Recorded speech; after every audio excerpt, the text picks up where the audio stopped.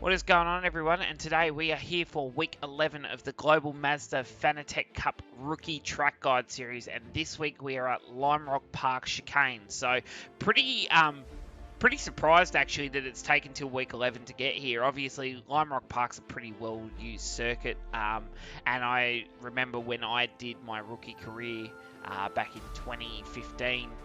We came to Lime Rock, I think, 3 times in the season, so I'm quite surprised that with the new content, they've sort of not phased it out, but it's not used as much as it used to, because I feel like it teaches you quite a lot of good stuff. So, anyway, the chicane layout's just slightly different from a couple of different layouts that Lime Rock Park run.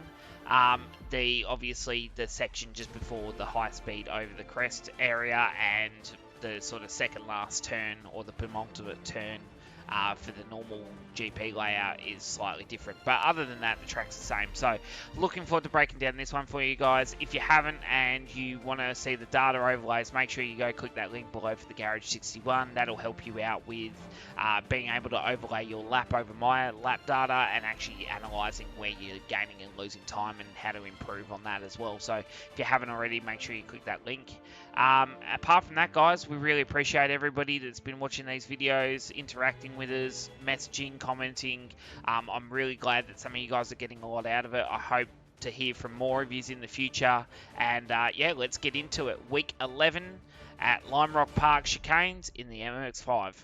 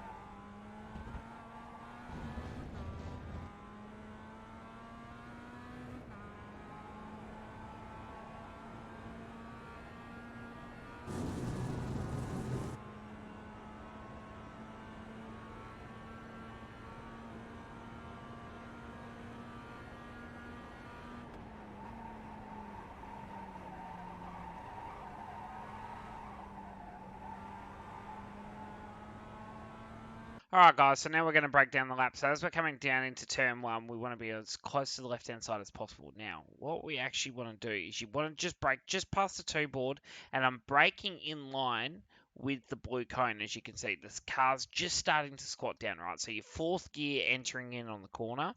As you'll see, I start to sort of trail the car towards the apex on the inside, but I've got oversteer the whole way in, right? I go back to 3rd, and I actually short shift back to 2nd here as well to sort of give myself less time to rotate mid-corner, because I was having a lot of problems with downshifting individually, and the car was sort of like, it would snap, and then I'd downshift again, and it would snap again. So by me now just sort of 3rd, 2nd, while the car's still braking and rotating, it seems to work a little bit nicer. I let the car track out to half circuit, and then as you can see, I turn the car in. It delays a little bit with understeer, but then it does bite in. Let the car run right out to the edge of the road. Now, this next little area, there's no real brake marker, so you can see I'm sort of braking at this point here. I leave it in 2nd gear and I let it throttle up to the point where it's on the limiter. It hits the limiter, and then I let go of the limiter and I start to brake. So as you can see, it's probably three to 2.5 car lengths from the sort of white line curving to start with. You'll see what I do here. I sort of turn the car in. I'm fighting a little bit of oversteer still here, but see how narrow I stay, because what I want to do is I want to get on this curb as much as possible, and then as I exit, I want to stay to the left as far as possible, because what I want to do is I want to actually flow the momentum through this next corner. So you'll see I start to, as soon as I get the car on the white line, so I come off the curb, I get the car on the white line, and then I start to turn back towards the apex straight away on the other side of the track, on the right-hander. Clip the apex nearly at the end of it. See how I start to use the, like, sort of, I guess you could say it's a little well flag marshal hut thing, as sort of like where to start opening the steering wheel. Use all the curb. Now, this next one's pretty tricky because there is markers, but they're kind of hard to spot. So what we'll do is we'll just slow it down here. Really, the best marker you can use is the tree that's creating the shadow on the track. Like, that's about the right point. There is a blue and white porta potty on the right-hand side that you can use as well, or you could also reference yourself about 1 car length from the curb, the start of the curb. The shadow across the track is also very relevant, but obviously that's going to change with clouds and sun and other cars on the circuit and stuff like that. So I'm more tending to lean towards the tree just because it's closer to you and it's easier to spot. The porta potty's a great one as well, but it's a little bit more out of your peripheral vision, so it's a little bit harder to spot. And then obviously if you're behind somebody, you're not going to see when you're a car length by the curb. So they're your 3 markers there. Nice big brake pressure. I go back to first gear here. You'll see I start to turn at the corner quite early. It's sort of in line with Flag Marshal Hut 5 is where I start to rotate the car. Get the car back. You'll see I got a little bit of understeer there and pushed a little bit wide, but I was still able to stay within the red curb on that next little curbing up there, and then let the car track right to the left-hand side. Use the curb on the exit here just to give yourself a little bit more wide berth at it. And then we'll just start to run down here a little bit. I'll just speed it up until we get to the next point. All right, and then what you're looking for is the first orange cone that's marking off the other alternative circuit. You'll see nice big brake pressure as we get to it.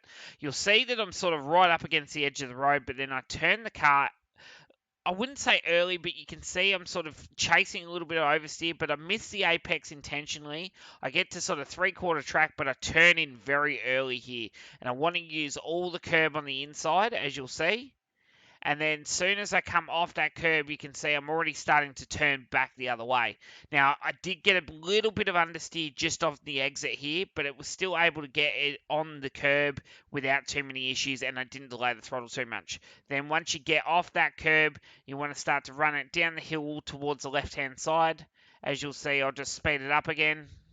I turn the car in very early at the corner here because I want to get on that curb just to help with a little bit of rotation here. Clip the curb about 3/4 of the way through, so right there at that point there, and you'll see I don't get right up on it, but it's just in that little groove of the curb and the bitumen meeting together. Let the car run right out to the edge of the road, and then fire it down to the start-finish line. There you go, guys. That is your walkthrough track guide of Lime Rock Park Chicanes layout for week 11 of your MX-5 Fanatec Cup Rookie Track Guide Series. I hope this has helped you guys. Good luck for this week's racing, and we look forward to seeing you for week 12 next week for the final week of the season. We'll see you then.